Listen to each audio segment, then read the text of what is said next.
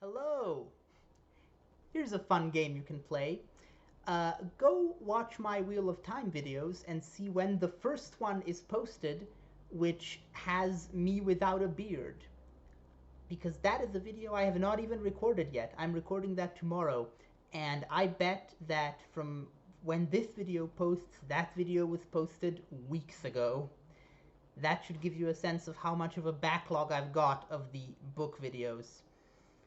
Um, Anyway, let's talk about the second chunk of the Well of Ascension, which I really, really like. I am incredibly excited for the rest of this book after this, to be honest. I am already in that position of having no idea where this is going, which I only started feeling in the first book towards the end. I do have some criticisms, concerns too, but let's start with a criticism I had last time, which has actually been almost completely alleviated.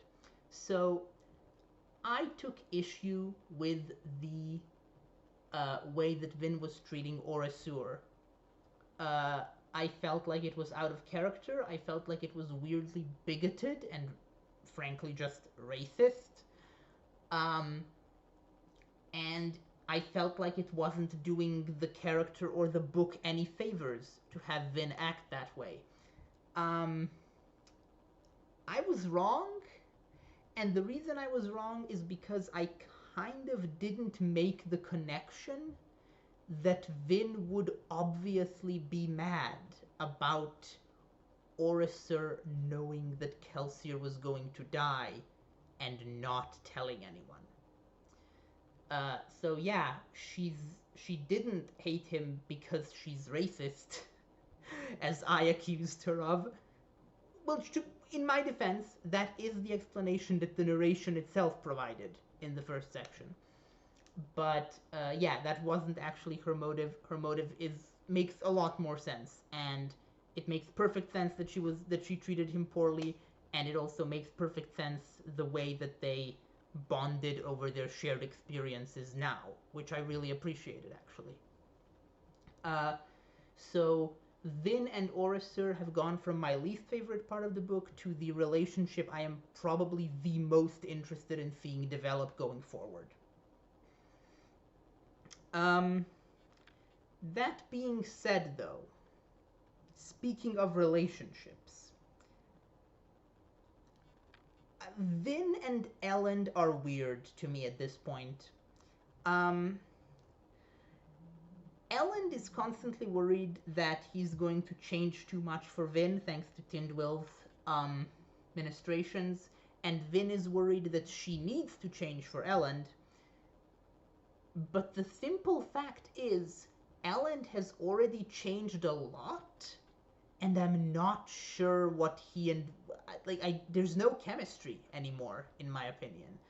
Uh, the thing that made Elend compelling, both as a character and as a romantic potential partner for Vin, is that he was this overconfident uh, asshole with a bit too much of an ego, who had zero social skills, and didn't feel like he needed any. Um, and now it feels like they've made him into this overly cautious and anxious character. They. Why did I say they? Brandon Sanderson is one person.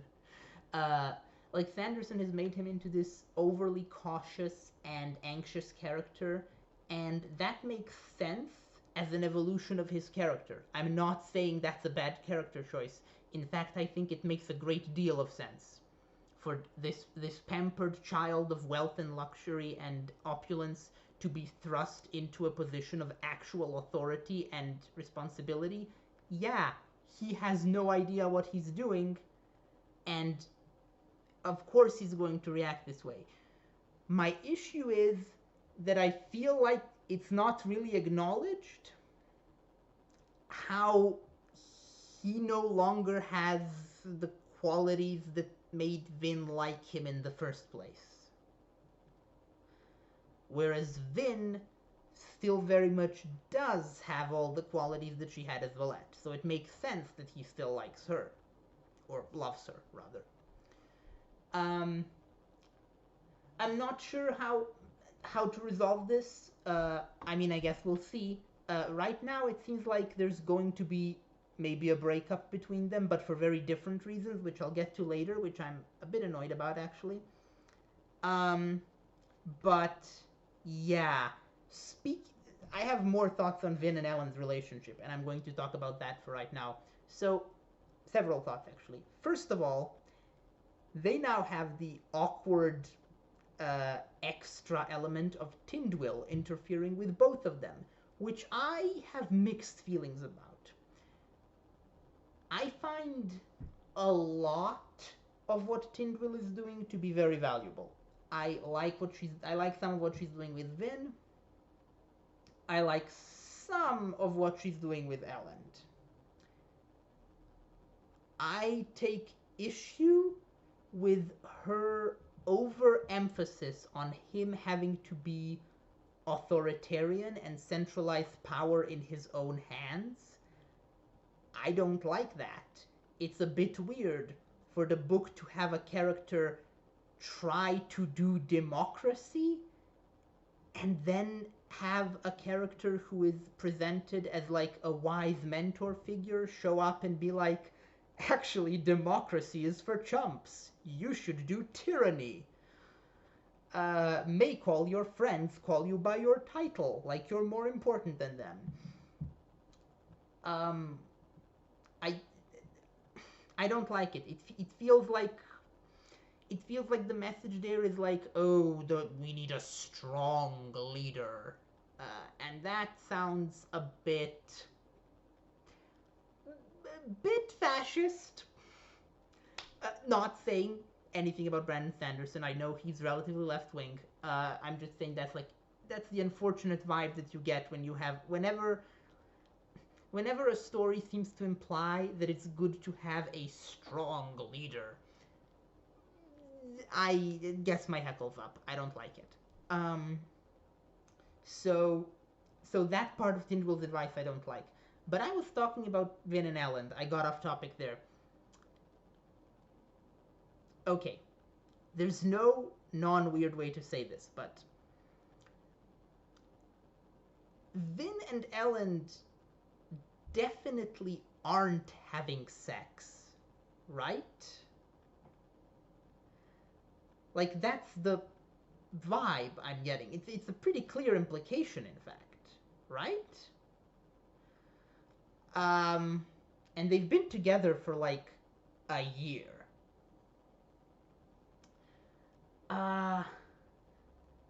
That's weird. Not that, I mean, I'm asexual. I'm not saying it's weird to not have sex. What's weird is the potential reasons for that. Now, there's two ways I can read this. One is that it has to do with Vin's issues with intimacy. She has stated in this book, she's implied that she has some difficulty with, like, too much physical contact with others, which makes sense given her background and her anxiety, and that would make sense, except she's really touchy with Ellen. Like, she and Ellen are like, she's curling up in his lap and hugging him all the time and stuff like that. It just, there's no indication that she is in any way hesitant to get physical with him, other than the fact that they apparently haven't had sex. The other possible reading here is that they're waiting for marriage? Huh? I hope I'm wrong about that, but if that's the case, that is an incredibly stupid thing to include in this story, because Jesus Christ, does that not make sense as a character trait for Vin? At all. Like, there is no way that is something she would care about. And I don't think there's much chance Ellen would care about it either, with the way that noble culture is around sex in this world. And actually, Tindwyl says a weird thing about how the Ska are really into, like, traditional family structures and gender roles, and, like, not necessarily gender roles, but, like, monogamous married couples only. That makes no sense. That I don't buy that. That strikes me as, frankly, that strikes me as Brandon's Mormonism showing. Um, so I don't know what to make of that. I'm just putting it out there. I feel like there's a weird sexual morality vibe in this book that I don't like.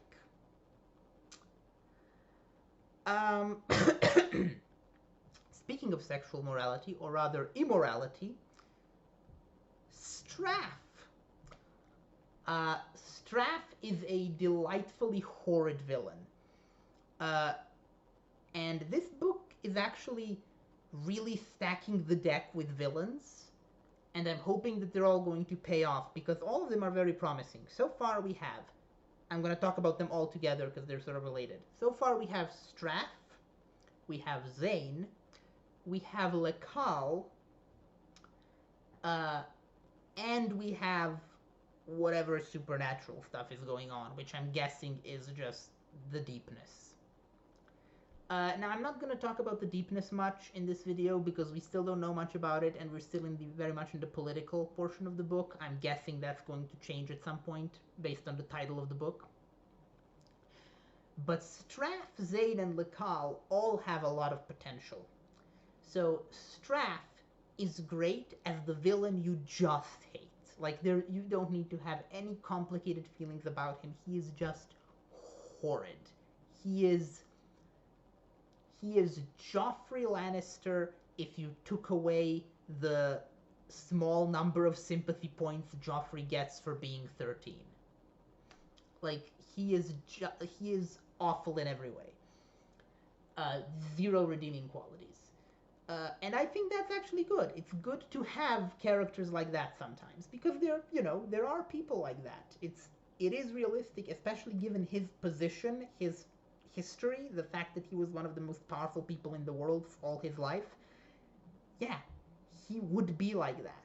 He's used to getting what he wants, and he won't have it any other way. Zane is fascinating because of his relationship to Vin, his relationship to Straff, and his relationship to God? I'm curious to see what's going on there.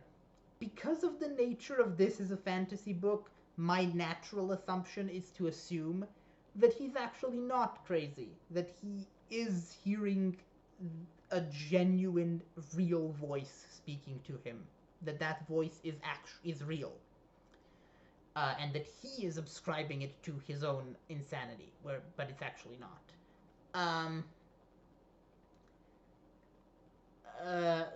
So maybe that's even connected to the deepness somehow.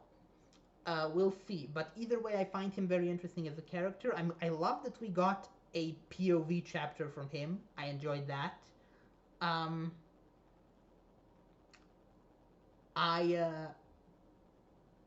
I also love the implication that he was in the pits of Hat Sin. I'm curious. I'm assuming Straff put him there. I'm curious to see where that's going, like where the parallels we're making with Kelsier are going, especially since my early theory in part 1 was that he was the Mistborn who trained Kelsier before we knew that he was Straff's son. That might still be possible, for all I know.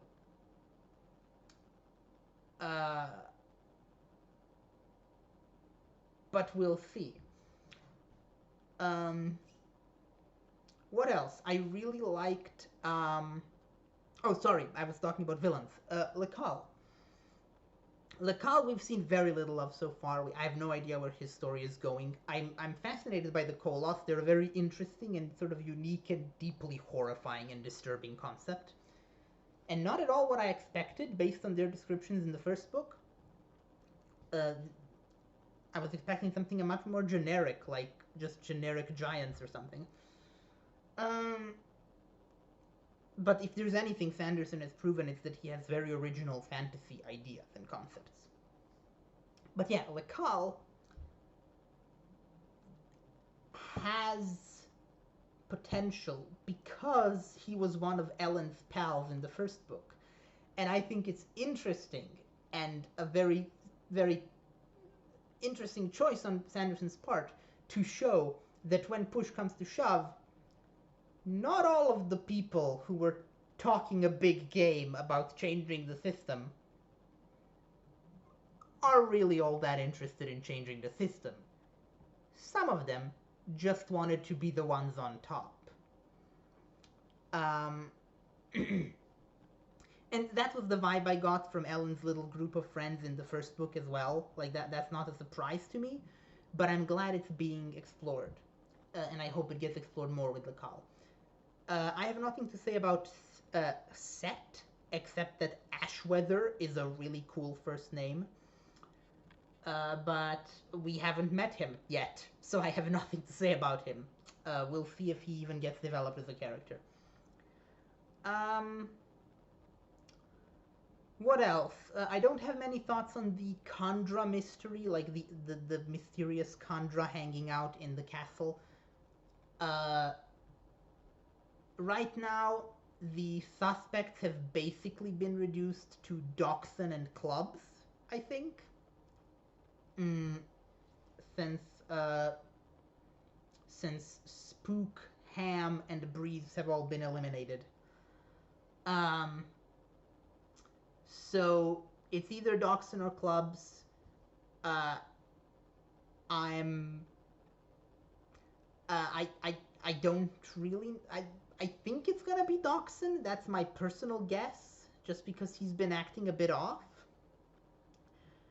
I can't remember if he called Ellen L in the first part of the book, because most of the crew calls Ellen L.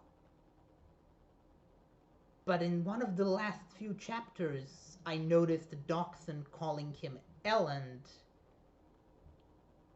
without Ellen having told him to, because Ellen told Ham to call him Ellen.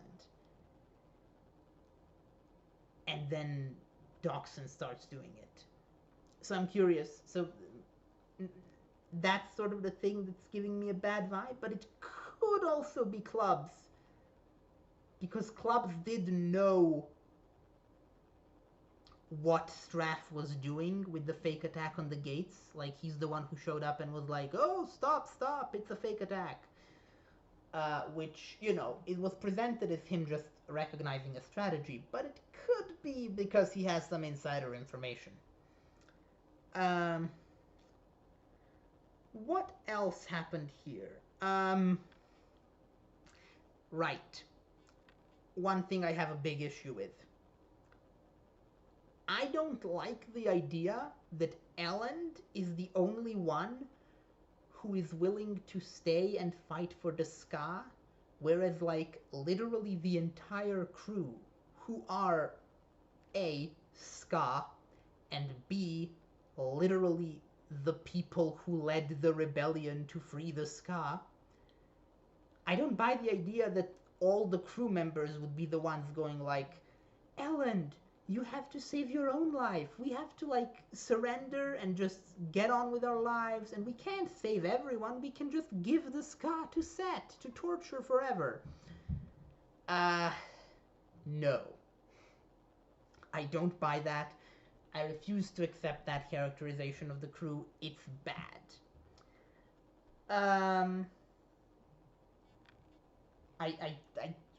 If it had been one member of the crew saying that, I would immediately assume that person was the kandra. But because it was everyone, it's just bad writing. It's just a moment of weirdly bad characterization, in my opinion. Unless I've seriously misjudged these characters. Um, and I don't think I have, because Finn later on discovers about Breeze what I've suspected all along, which is that his whole, like, being full of himself and only thinking about himself shtick is a bit of a show, and he's actually a really nice guy who genuinely cares about their cause. Um,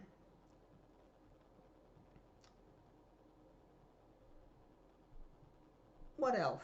Right. I think that's all the major things I wanted to talk about. There's just a few little isolated moments I have some thoughts on. Some of them are just. I don't really have any political analysis this week. Um, but there's a few isolated things I want to touch on that are just really cool moments for me, or that I have some questions about. Let's start with the questions. One, why do the kandra have gender, Brandon? Like, what's with that weird scene where Vin is like, "You're a male kandra," and Orison is like, "How would you know? We're like amorphous blobs of mist." And she's like, "Trust me, I know." And the book kind of implies that she's right. And it's like, why? How? What would gender mean to them? They're amorphous blobs of mist. Where would they get gender from? It just feels like an assumption that everything has to have a binary gender, and that's weird. Um, it's not weird. It's universal in media, but it's disappointing. I thought it would have been cool if the kandra didn't have gender. And I personally had canon that they don't. And the second weird question I have, this one I might just be uninformed about.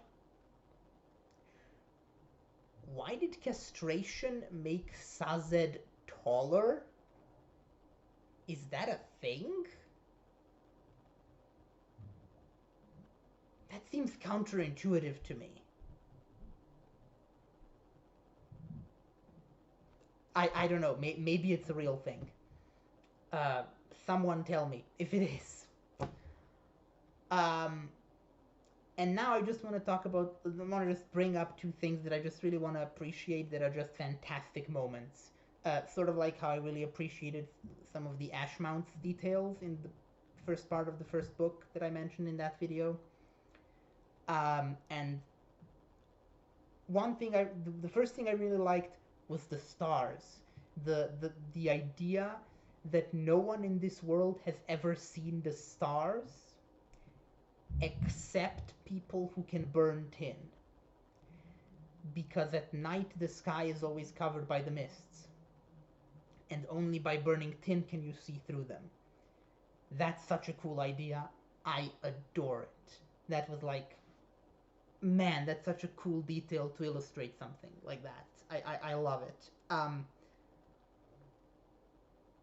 And the other thing that I really like, which I thought was a cool touch because Sanderson didn't feel the need to explain it, he just put it there and sort of counted on the reader being clever enough to make the connection, is the fact that the conventicle of Seran, was that what it was called? Seran,